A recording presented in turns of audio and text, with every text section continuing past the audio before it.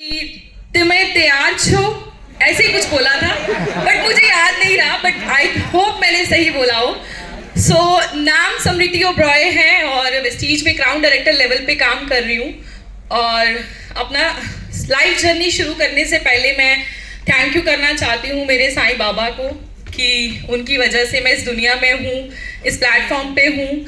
Obviously मेरे parents को, दीपक sir को, वेस्टीज मैनेजमेंट, मेरी अपलाइन शिवम सर।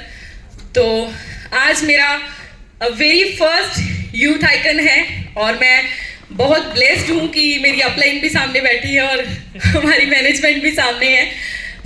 शुरू करने से पहले मैं आप लोगों से एक चीज़ बोलना चाहूँगी कि आज के इवेंट के लिए बहुत सारे लोगों को ज़बरदस्ती बिठाया गया होगा। यस और नो? वही थोड़ा सा जोश दिखा दो, पंजाबी आए हैं स्टेज पे। यस और नो? बहुत सारे लोगों को बुलाया गया होगा कि आज के इवेंट में लास्ट टाइम आ जाओ, इसके बाद आप जैसा बोलोगे वैसा करेंगे। यस और नो? आज आ जाइए, आज आ जाइए। और मैं उन लोगों को कांग्रेचुलेट करना चाहती हूँ जो खुद यहाँ आए, जो खुद के लिए आए, जिन्हें कोई लेके नहीं आया। मैं आप लोगों को दावे से कहती हूँ वो दिन दूर नहीं जिस दिन आप लोग इस स्टेज पे होंगे और ये तालियां, ये शोर, ये सब कुछ आपके लिए होगा। तो एक बार खुद के लिए एक जबरदस्त अप्लॉज करिए भाई। खुद के लिए नहीं मांगी मैंने तालियां, आपके लिए। स्टार्ट करते हैं जर्नी को। नाम समृति ओब्रॉय है और कहते हैं कि मैं एक्ट्रेस भी हूँ साथ साथ में, और एक्ट्रेस के साथ साथ मिसेस पंजाब की विनर भी रह चुकी हूँ और मैंने लेक्चरर की जॉब भी की है। डायरेक्ट सेलिंग इंडस्ट्री में मेरी जो स्टार्टिंग हुई थी 2015 में हुई थी। अपनी लाइफ जर्नी शुरू करने से पहले एक चीज़ और आप लोगों को बोलना चाहूँगी कि आप लोग बहुत लकी हो कि आप लोग, अगर मैं देख रही हूँ बहुत सारा यूथ है, यंग एज में उन लोगों को वेस्टीज मिल गया, यंग एज में ये प्लेटफॉर्म मिल गया। आप लोग बहुत लकी हो। मैं आपके जितनी लकी नहीं हूँ। अभी सुनने में लग रहा होगा कि एक्ट्रेस है भाई, बड़ा अच्छा लग रहा होगा, है ना? अच्छा लग रहा है ये सुनना? अभी और अच्छा लगेगा। तो आप लोग बहुत लकी हो, एटलीस्ट मेरे से थोड़े ज्यादा लकी हो। तो आप सोचो कि अगर मैं यूथ आइकन बन सकती हूँ तो आप क्या ही बन सकते हो। जर्नी मेरी स्टार्ट हुई 2015 में और वेस्टीज में हम लोग आए 2019 को। उसको और एक्सप्लेन करूँगी। मैंने मेरी मास्टर्स की फैशन डिज़ाइनिंग में और पास प्रोफेशन बता चुकी हूँ। आप लोग आज समृति ओब्रॉय को सुनने आए हो। यस और नो? आपको समृति ओब्रॉय से मिलवाने से पहले ना मैं किसी और से मिलवाना चाहती हूँ। मिलना चाहती हो? ऐसे नहीं मिलवाऊंगी। मिलना चाहती हो? लीजिए मिलिए। उसको मेरे से ज्यादा जल्दी है। मिलिए मिस समृति तिवारी से। ये मैं हूं, छोटी सी, ये भी मैं हूं। ये मेरे मम्मा ने उठाया हुआ है मुझे। ये बिंदी लगी हुई लड़की, दूर वालों को अगर नहीं दिख रहा तो ये मैं हूं। वो गुलाबी सा कुर्ता, ये सब पहने मैं हूं। मेरा जन्म हुआ, वैसे बेसिकली मैं लुधियाना पंजाब में रह रही हूँ इस टाइम पे, और बेसिकली जो मैं बिलोंग करती हूँ पठानकोट। आप लोगों ने सुना होगा, अगर आप वैष्णो देवी कभी गए हो तो रास्ते में पठानकोट से आपको होके ही जाना पड़ता है। और पठानकोट के एक छोटे से गांव में मेरा जन्म हुआ।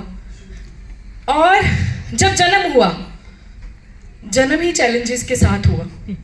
आज भी मुझे तीसरे नंबर पे बुलाया गया, दुनिया में भी मुझे तीसरे नंबर पे बुलाया गया। ये बड़ी दिक्कत है। तीसरे नंबर पे क्यों? वो तीसरा नंबर ऐसा चिपका क्योंकि मैं पैदा हुई और मेरे से पहले भी मेरी मम्मी एक बार प्रेग्नेंट हुई। और उस टाइम पे ना बड़ा जमाना था टेस्ट वेस्ट कराने का।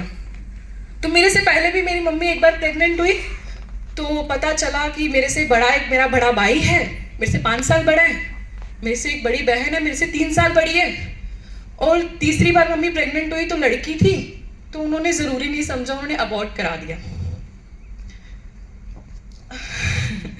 उन्होंने अबॉर्ट करा दिया और चौथी बार मम्मी प्रेग्नेंट हुई तो उनको लगा कि टेस्ट कराने की जरूरत नहीं है, एक लड़का हुआ था, एक लड़की हुई थी, फिर लड़की आई, अब शायद लड़का आ जाएगा। उनको लगा यही सीक्वेंस चल रहा है शायद।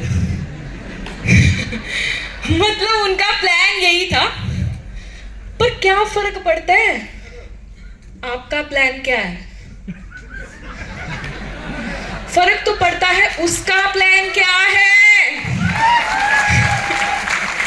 कई बार हम लोग चीजें प्लान करते हैं ना, हम बड़े उदास हो जाते हैं, यार मैंने तो ये सोचा था, ऐसा हो, मैं तो बड़ा ही दुखी हो गया, मैं तो चला मरने, मैं तो नहीं काम करूंगा, मैं तो अपलाइन का फोन नहीं उठाऊंगा, मेरे को तो उसने ना कर दी, मेरी टीम चलेगी, मेरी अपलाइन चलेगी, मेरी डाउनलाइन चलेगी। मेरा प्लान जैसे ही मैंने सोचा था डायरी पे, जैसे जैसे सपने मैंने लिखे थे वो पूरे नहीं हुए, तो मैं सुसाइड कर रहा हूं डायरेक्ट सेलिंग इंडस्ट्री में। बट आपके साथ जो होता है वो दी बेस्ट होता है, क्योंकि जो उसका प्लान लिखा हुआ है ना वो कभी भी फेल नहीं होता। सो कभी भी अंडर एस्टिमेट करिए ना करिए। Thank you so much. ताली मारनी है तो अच्छे से मारिए, नहीं तो चुप करके सुनिए। Thank you. तो जन्म से ही चैलेंज था कि रिजेक्शन तो माँ के पेट से ही मिल गई, कि मैं चाहिए ही नहीं। अजीब सी बात है, मैं चाहिए ही नहीं उनको, पर मैं आ गई। और जब मैं पैदा हुई ना, लोग आए मेरे घर पे अफसोस करने। लोगों ने बोला कोई बात नहीं, तो क्या हो गया, भगवान की मर्जी। आपको पता है कब बोलते हैं भगवान की मर्जी? एनीवन पता है ना कब बोलते हैं भगवान की मर्जी? जो होना था हो गया, अब चलो भगवान की मर्जी। इतनी बुरी चीज, कितनी फीमेल्स बैठी हैं यहाँ पे? एक बार हाथ नीचे करिए। कितने लोगों के घर में लड़कियां हैं, बहनें, बेटी? आपके घर में भी लोग ऐसे अफसोस करने आए होंगे, यस और नो? मेरे घर पे भी आए बहुत अफसोस मनाने।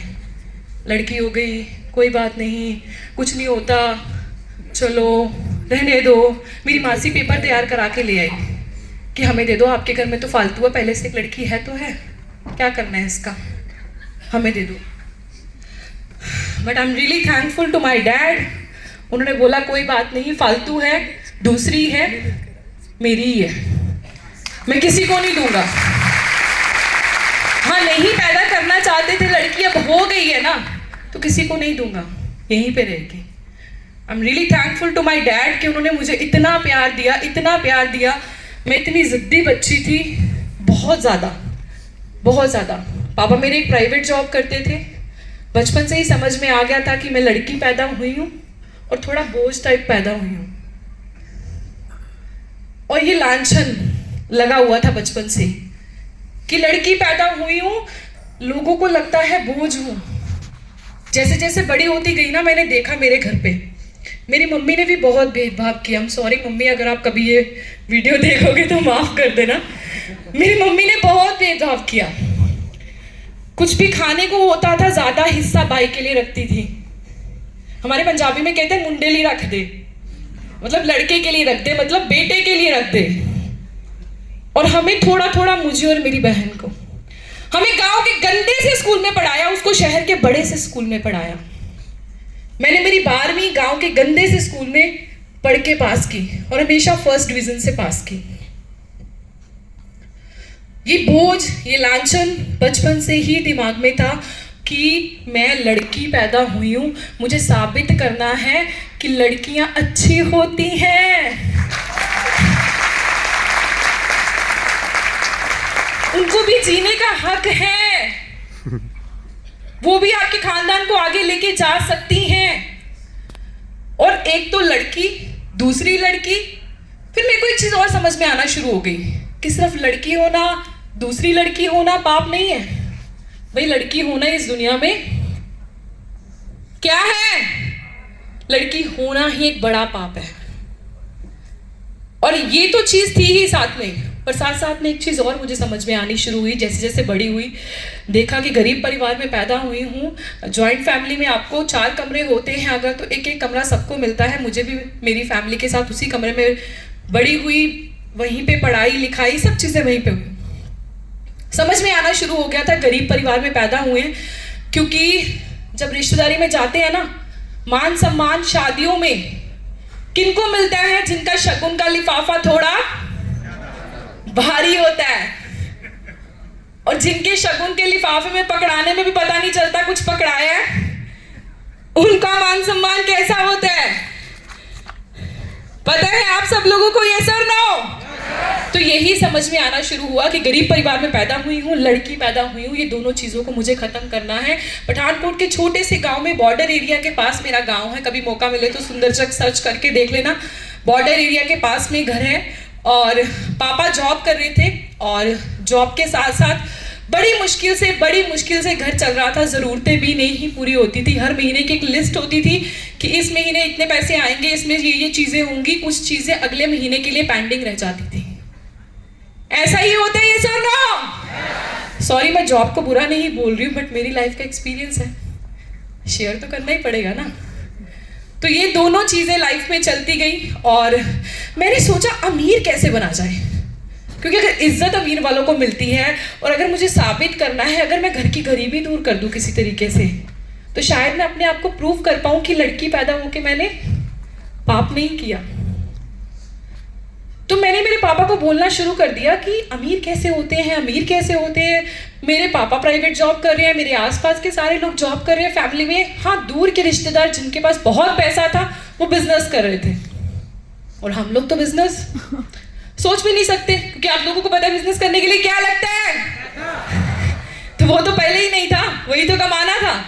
तो मैं टीवी बहुत देखती थी, अवार्ड फंक्शन देखती थी, बहुत सारी चीज़ें ऐसे, मूवीज़ देखना, अवार्ड फंक्शन देखना। तो मुझे लगता था कि जो लोग टीवी पे आते हैं ना, वो लोग अमीर होते हैं। तो मैंने मेरे पापा को बोलना शुरू कर दिया कि मुझे टीवी पे आना है, मुझे टीवी पे आना है। सारे हंसते थे, सारे, सिर्फ एक इंसान नहीं हंसता था, मेरे पापा।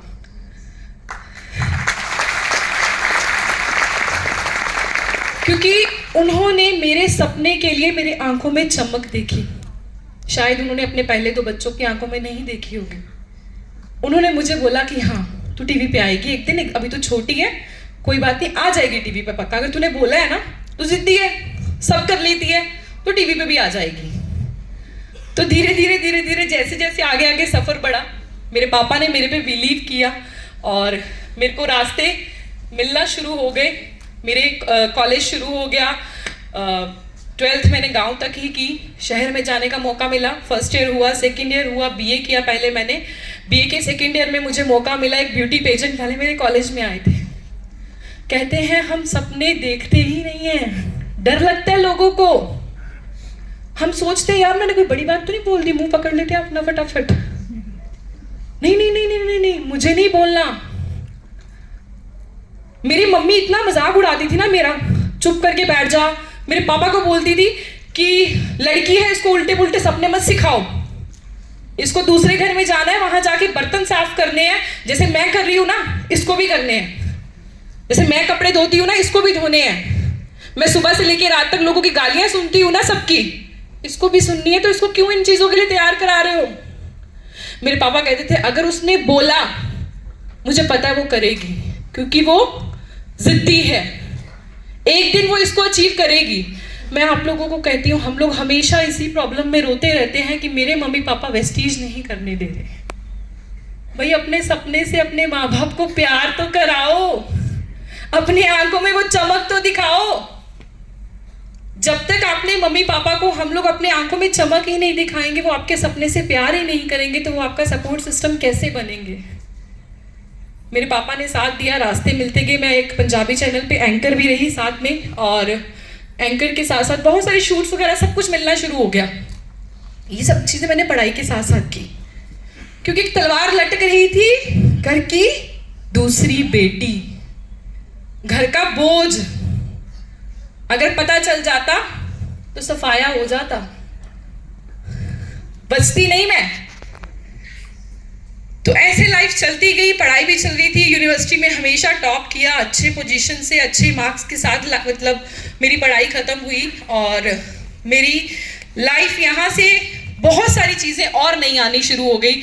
भाई ने भी जॉब करना शुरू कर दिया, पापा भी प्राइवेट जॉब कर रहे थे, और पढ़ाई के साथ साथ मैंने जब मेरे भाई की शादी हुई, मेरे भाई की शादी के कुछ ही दिन के बाद मेरे पापा को हार्ट अटैक आ गया। कुछ ही दिन के बाद हार्ट अटैक उनको आया। मेरे भाई की शादी हुई, शगुन वगुन बहुत मिलते हैं, थोड़ा भाई अच्छी जॉब करने लग गया था, तो सारा सर्कल थोड़ा सा सेटल हो गया था।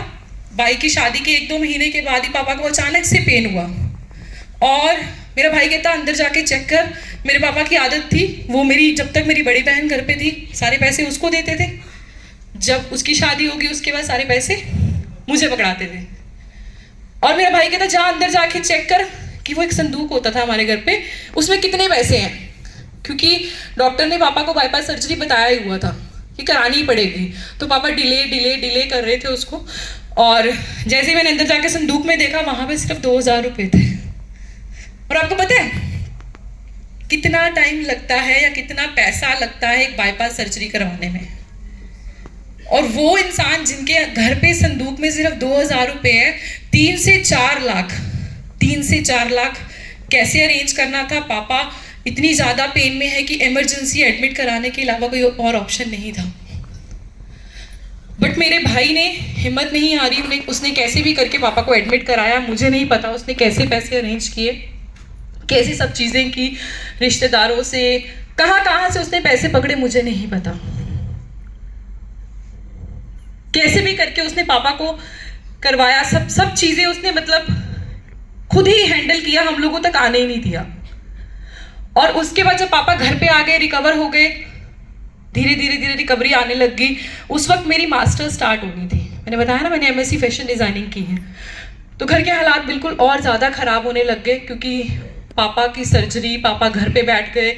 मैंने मेरे भाई को बोला कि मैं मास्टर्स ही नहीं करती हूँ, ऐसा करते हैं मैं पढ़ाई नहीं करती हूँ, मैं जॉब करने लग जाती हूँ, तो आपकी हेल्प हो जाएगी।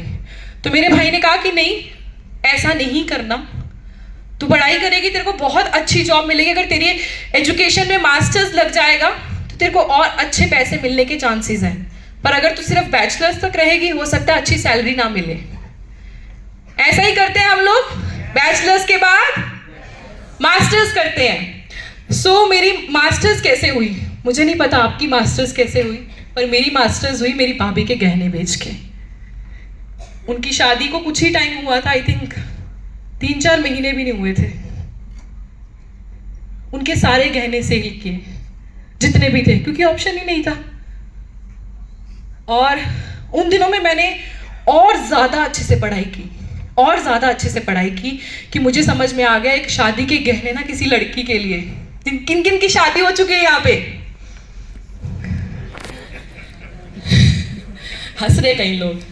ये कौन सी वाली हंसी है? खुशी वाली हंसी है कि दर्द वाली हंसी है? इंसान दर्द में भी हंसता है कई बार। खुशी वाली। चलिए वापस आ जाइए, भावुक नहीं होना, वापस पॉइंट पे। तो भाभी के गहने जब सेल किए तो मुझे समझ में आ गया कि तुझे बहुत पढ़ना है, बहुत मेहनत करनी है। और पढ़ाई के साथ साथ मैंने जॉब करना शुरू कर दिया। एक चैनल पे एंकर की जॉब मैंने शुरू की, पठानकोट से जलंधर चली गई, वहाँ शिफ्ट हो गई क्योंकि पढ़ाई में अच्छी थी, यूनिवर्सिटी टॉप कर रही थी। तो टीचर्स ने भी बोला कि तुम मैनेज कर लोगी, हमें पता है। तो मैंने पढ़ाई के साथ साथ जॉब करना शुरू किया, और जैसे ही जॉब चलती गई 2014 में मेरी एंगेजमेंट हो गई। फिर शादी रखी गई कि 2015 में शादी करेंगे। और जब शादी मेरी जिनसे होनी थी, उनका नाम है इंजीनियर जसदीप सिंह ओबरॉय। अभी मैं कह सकती हूँ प्राउड से कि बताऊंगी आगे आपको। और शादी के 2014 में एंगेजमेंट हुई। शादी के 6 महीने पहले मेरा भाई, वही भाई, बड़े ध्यान से सुनना अब, मेरी मम्मी पापा को एक और बेटा चाहिए था, एक और बेटा। शादी को 6 महीने रह गए थे। मेरे भाई ने बहुत ज्यादा पीना शुरू कर दिया था, जो आपके यहाँ पे आसानी से नहीं मिलता। Yes or no? तो मेरे भाई ने बहुत ज्यादा शराब पीना शुरू कर दिया। मेरी भाभी इतनी परेशान, रोज लड़ाइयाँ, रोज कलेश। तो मेरे पापा ने बोला कि तू तो शादी करके 6 महीने बाद चली जाएगी, ये सारा कलेश कैसे खत्म करें। तो एक दिन हम लोगों ने क्या किया, मैंने और मेरे पापा ने मेरे भाई को और उसके सारे दोस्तों को बुला लिया, उनको बिठाया कि भाई चल क्या रहा है, हमें समझाओ हो क्या रहा है, क्या कर रहे हैं ये लोग। तो उन्होंने बताया कि ये हम लोगों से ना पैसे बहुत मांगता है। अभी थोड़े दिन पहले तुम्हारी शादी के नाम पे, एक होटल बुकिंग के नाम पे इसने पैसे मांगे। मैंने कहा हमने तो कोई होटल नहीं बुक कराया। अभी थोड़े दिन पहले इसने बोला कि पापा की छोटा सा ट्रीटमेंट और होना है, उसके लिए पैसे चाहिए। मैंने कहा वो भी नहीं कोई हुआ। तो तब जाके समझ में आया, सब दोस्तों ने जब बताया कि ये यही काम कर रहा है, एक से पैसे पकड़ता है, दूसरे को दे रहा है, दूसरे से पैसे पकड़ रहा है, तीसरे को दे रहा है। तो तब हमें समझ में आया, जब पापा बीमार हुए थे तो सर्जरी कैसे हुई। उसने लोन लिया था, उसने अपने ही रिश्तेदारों से ब्याज से पैसे लिए थे। आपको पता ब्याज से पैसे कैसे मिलते हैं? आप ब्याज देते देते ना खत्म हो जाते हो, पर आपका जो मूल है ना वो खत्म नहीं होता। तो समझ में आई सारी कहानी कि ऐसे चल रहा है, ये हो रहा है। 6 महीने मेरी शादी को रह गए थे और सामने आता है सच कि 20 लाख कर्जे में है भाई साहब, और अपने परिवार को बताना तक जरूरी नहीं समझा। अपना फोन मेरे हाथ में दे दिया, खुद डिप्रेशन में चला गया, घर के कोने में ऐसे जाके बैठ गया कि मुझे बचा ले, मुझे बचा ले। और उसके फोन पे इतनी गंदी गंदी गालियों वाले फोन आते थे कि हमें पैसे दो, नहीं तो यहां से निकलो, घर खाली कर दो। मैं उस टाइम पे लेक्चरर की जॉब कर रही थी, मैंने मेरे कॉलेज में ही शुरू कर दिया था काम करना, क्योंकि शादी होनी थी थोड़ी देर के बाद, तो मुझे घर वालों के साथ रहना था। तो मैं जैसे ही मास्टर्स हुई मैंने लेक्चरर की जॉब शुरू कर दी मेरे ही कॉलेज में। मुझे सैलरी मिल रहा था 10 से लेके 15,000, पापा प्राइवेट जॉब कर रहे थे, उनको 15 से 20,000, इससे ज़्यादा नहीं। 6 महीने बाद शादी है, भाई बता रहा है 20 लाख खर्चा है। तो तब दिन आता है, तो मैंने, और एक चीज़ और बताती हूँ, यहीं पे लिखा भी हुआ है कि मेरे भाई ने क्या किया, एक बड़ा लंबा सा सुसाइड नोट लिखा। तब तक मेरी भतीजी भी पैदा हो चुकी थी, उसका नाम परी है, मैं आगे उसकी फोटो भी दिखाऊंगी आपको। भतीजी भी पैदा हो चुकी थी और मेरे भाई ने एक सुसाइड नोट लिखा, छोड़ गया घर पे। मुझे फोन आता है, नवरात्रि के दिन चल रहे थे, गुजरात में बहुत अच्छे से मनाते हैं। तो हमारे यहाँ पे कैसे करते हैं कि जब नवरात्रि होते हैं तो शाम को हम लोग इकट्ठे होके फैमिली मेंबर्स ना भजन गाते हैं। घर में से कोई थाली या प्लेट लेके उसको बजा के भजन गाते हैं माता के। मैं, मेरे पापा, मेरी भतीजी, मेरी भाभी, मेरी मम्मी, हम सारे लोग भजन गा रहे थे। मेरे भाई का फोन आता है, पीछे से पानी की बहुत आवाज आ रही थी। मैंने कहा तू कहाँ पे है? उसने शहर का नाम बताया पास वाले का ही, कि मैं वहां पे हूँ और मैं नहर में छलांग लगाने लगा हूँ, क्योंकि मैं इतने ताने, इतनी लानतें मैं नहीं झेल सकता। मुझे पता तू बहुत बहादुर है। किसको बोल रहा है तू बहुत बहादुर है? जिसको चाहते ही नहीं थे, आने ही ना देना चाहते थे दुनिया में, फालतू बोझ, इसका सफाया करा देते। कहता मुझे पता तू बहुत बहादुर है, बहुत बहादुर है, तू मम्मी पापा को भी देख लेगी, तू भाई भतीजी को भी देख लेगी, उसको अच्छी लाइफ दे देगी, तो मेरी बीवी को भी संभाल लेगी, तो सब मैनेज कर लेगी, तो सारा लोन भी खत्म कर देगी, तो सब कर देगी। मैंने उसको एक ही चीज बोली, मैंने कहा कायर, तू मर जाएगा, जो पीछे ये 5 लोग छोड़ के जाएगा ना, ये लोग जीते जी मर जाएंगे। तेरी बेटी को सारी जिंदगी लोग ताने मारेंगे कि इसका बाप ना डरपोक था, कायर था, मर गया, लोगों के पैसे देने थे इसलिए। ये तेरा बाप जिसकी सर्जरी कराई तूने, जिसके लिए पैसे लेना शुरू किए थे, वो जीते जी मर जाएगा, तो फिर उसी दिन मरने देता जिस दिन सर्जरी थी। ये सारा स्यापा होता ही ना।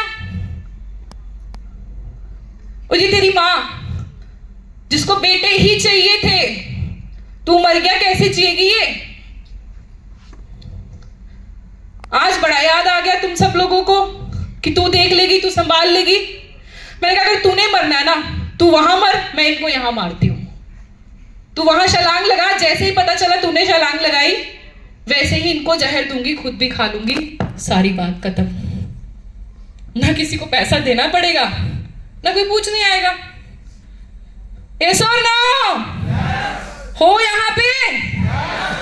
तो मेरा भाई, मैंने इतनी देर में ही, हम लोग बचपन से ही ना इतनी ज्यादा मोटिवेशन, बचपन से इतने आइडियाज आते हैं ना, जितनी देर में मैंने उसको बातों में लगाया था ना, उतनी देर में एक बंदा वहां पहुंचा दिया था। कि इसको जाके पकड़ वहां से, क्योंकि उसको रोकना भी तो था किसी तरीके से। वो बंदे ने उसको पकड़ा, घर पे बुलाया, वापस बिठाया। मैंने कहा चुप करके बैठ जा, जो आएगा देखा जाएगा, देखते हैं क्या करना है। और फिर शादी भी पास में आ रही थी जल्दी जल्दी, और जिनसे शादी होने वाली थी मैंने उनको क्या बोला फोन करके, मेरी लव मैरिज थी, मैं ब्राह्मण फैमिली में पैदा हुई हूँ, तो जिनसे शादी होने वाली थी वो पंजाबी सिख फैमिली से थे। और मैंने उनको फोन किया, करवा चौथ का दिन था उस दिन। मैंने कहा बात ऐसे है, हम लोग 8 साल से रिलेशनशिप में थे। मैंने कहा बात ऐसे है कि अब हमारी शादी नहीं हो पाएगी। उन्होंने बोला क्यों? मैंने सारी कंडीशन बताई। मैंने कहा ये चीज़ें हैं, मेरे पेरेंट्स के पास कुछ नहीं है, गरीब, माइनस में, आपको कुछ नहीं मिलेगा, उल्टा बोझ बन जाएंगे ये सब लोग आप पे। उस दिन दोस्तों मेरी जिंदगी में डायरेक्ट सेलिंग इंडस्ट्री ने कदम रखा। उस दिन मैं कह रही हूं आप लोग बहुत लकी हो। मैंने पता नहीं क्या क्या सुन के, क्या क्या सह के, उसके बाद मुझे मौका मिला डायरेक्ट सेलिंग इंडस्ट्री के बारे में जानने का।